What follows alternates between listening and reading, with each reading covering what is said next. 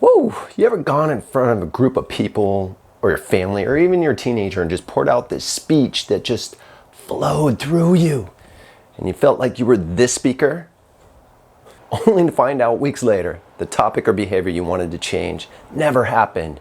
Your speech didn't have the intended result. The reason why is because you were more like this speaker.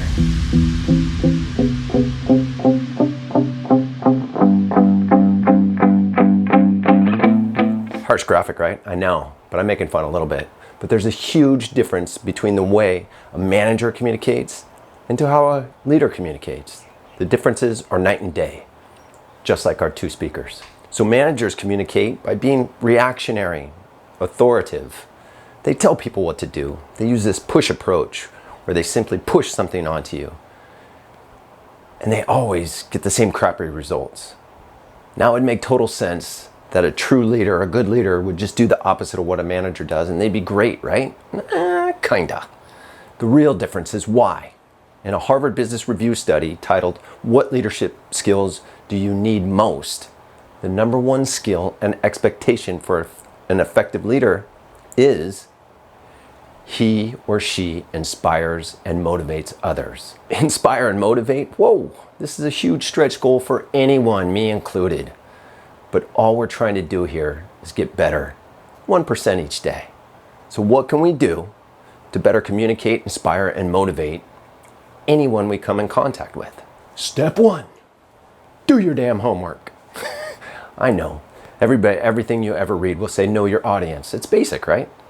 I'm suggesting something a little more deeper than just tailing your message. I'm talking more about taking the time to stop and really think about who is going to get your message. My planning is different if I'm delivering a message to our sixth grader, and my planning is different if I'm delivering a message to the teenager. And then stop. So say, for example, at work, crafting a message and doing my homework is going to be completely different if it's for managers that manage a frontline unionized workforce team. It would also be different from a manager to an executive level. But it all starts with a plan. Have a big presentation, a team meeting, or just an operational briefing. Take the time to plan your conversation. It'll make you look so much better. And as a side benefit, many people mention that poor communication is due to the presenter's lack of preparedness. We just killed that by taking 5 to 10 minutes to think about what we're actually going to say. So what are we going to do? We're going to take this 5 minutes, we're going to stop and think of the questions that are already in their heads and answer them. Spoiler alert, if you're in sales and marketing, this is the holy grail as well. What is in it for them? What are their challenges? Why or why wouldn't they change? Why wouldn't they, or why would they buy from you or provide their support? What are some of the objections you're going to get? How does your topic show that their work matters? Can you tie that back into the big picture? Have you shown them exactly what needs to be done to be successful? So what we need to do is we need to think of all the questions that are already in their heads and then answer them. So another hack is to think about when and where you will present. Is the room free of distractions? Can you use the physical layout to your advantage? Meaning, can I position the room better? Always try to stay away from podiums. And another quick tip, try to stay away from, if you know your audience or if you're going after one particular person to influence, try to stay away from after lunch for me. I know that, I'll try to stay away from after lunch. Why? Because everybody eats and then they come back and they're tired. So think about the timing of the day that you're going to present as well. Step 2, create some damn value. Have you ever had a leader that they thought by hoarding all of this information, they were making themselves more valuable? It's probably because everybody said that information is power. Or maybe these people just watch too much House of Cards. Either way, it's all crap. If COVID has taught us anything, it's that people are screaming for information. Also, in the lack of that information, they're going to make it up.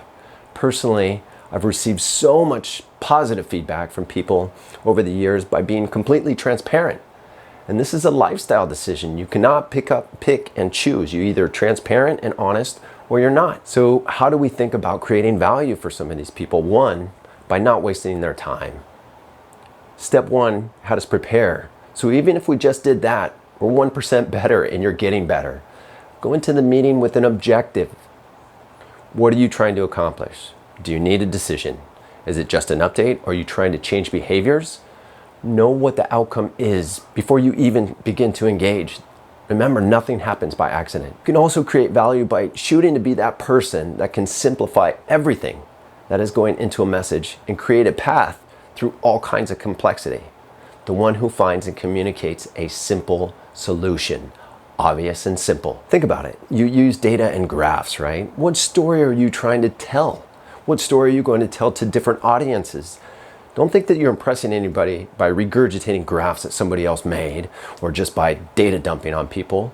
While you are talking, they're thinking in their heads about how they can apply it to what they're doing, right? By building a relationship, by sharing early and often. Like I said, the info hoarder has a shelf life. People will start to distrust that individual. People need information. They want to know the big picture. They want to know why. Show them and show them how their work means something. Step 3. Super simple again. Put your listening ears on. I know we've talked about this since we were kids. Does the dictator thing work? Nope. The old school way, the stick and carrot, that crap is out too. This takes work, takes practice. People love talking about themselves. Let them. Ask better open-ended questions. You can do this in one-on-one meetings, ad hoc check-ins. Just ask. You can do this anywhere. Getting a cup of coffee. Take notes. If you're not used to taking notes, start. Taking minutes in meetings is a great way to practice. Always take notes, even when you're having those relationship building moments, quick ones, cup of coffee, how are you doing, those types of things.